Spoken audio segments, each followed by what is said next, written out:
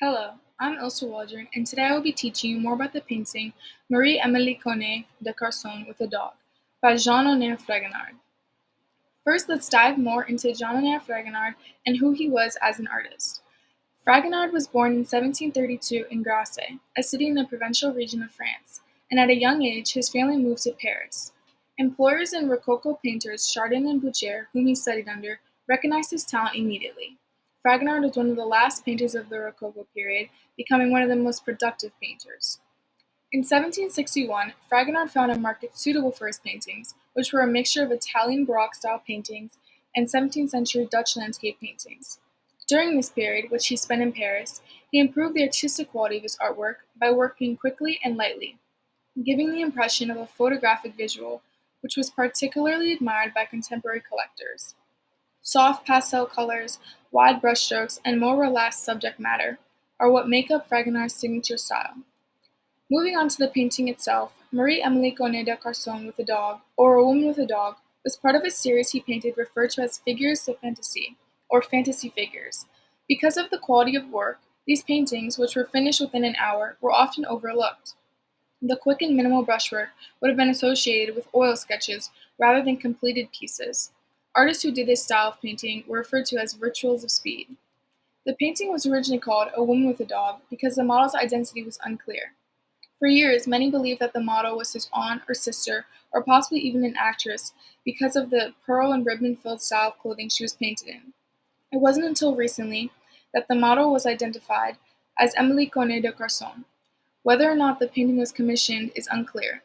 However, Madame de Pompadour wished to break away from the more somber subjects by sponsoring figure paintings. She recommended that artists paint people in different European styles and clothing.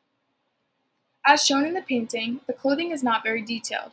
The brushstrokes are quick and less controlled, blending the colors and patterns of the dress, which is different in comparison to the detailing on the face of the model, as you can see. The face was painted slower and more intricate, emphasizing her features and expression. This painting style was seen in two more pieces done by Fragonard, The Love Letter and The Two Sisters, both with fewer details in the clothing compared to the face, showing that this is a very similar and familiar, consistent style that Fragonard used when painting portraits. Now to dive deeper into the fashion aspect of the painting, which happens to be my favorite part. Even though the woman's clothing in the painting appears to be 18th century Rococo, it mixes pieces with early 17th century fashion. Specifically, the pink dress, pink and blue color combinations, and hairstyle resemble Rococo, while the pointed bodice, low neckline, and starched frills demonstrate Spanish court clothing during that period. The elaborate lace, pearls, and jeweled brooch included in the outfit suggest that the woman was upper class. Her hair, neck, and bodice are all draped with rows of pearls, which were a very common accessory in the Rococo era. The style of dress featured in the painting would not have been considered fashionable during the 18th century Rococo period.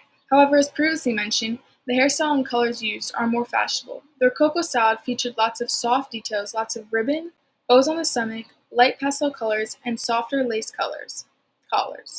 A painting example that was deemed fashionable in the 18th century was Marie Antoinette with a Rose by Elizabeth Vigée Lebrun in 1783. A lot of new styles were introduced by Marie Antoinette, such as the pouf and levite. She was seen as a fashion icon of her time. In this painting, she is shown wearing a dress that has a bow on the stomach/chest and lots of ruffles. This was also depicted in the painting by Fragonard, which further shows what the style and trends were at that time. The longer you look at the painting, the more detail you notice and learn to appreciate. If you would like to go and see this painting for yourself, it is at the Metropolitan Museum of Art in New York City. I highly recommend visiting this museum, not only to see this painting and more of Fragonard's, but the many other amazing pieces of art that are in the museum. Thank you so much for watching. I really hope you enjoyed. Bye-bye!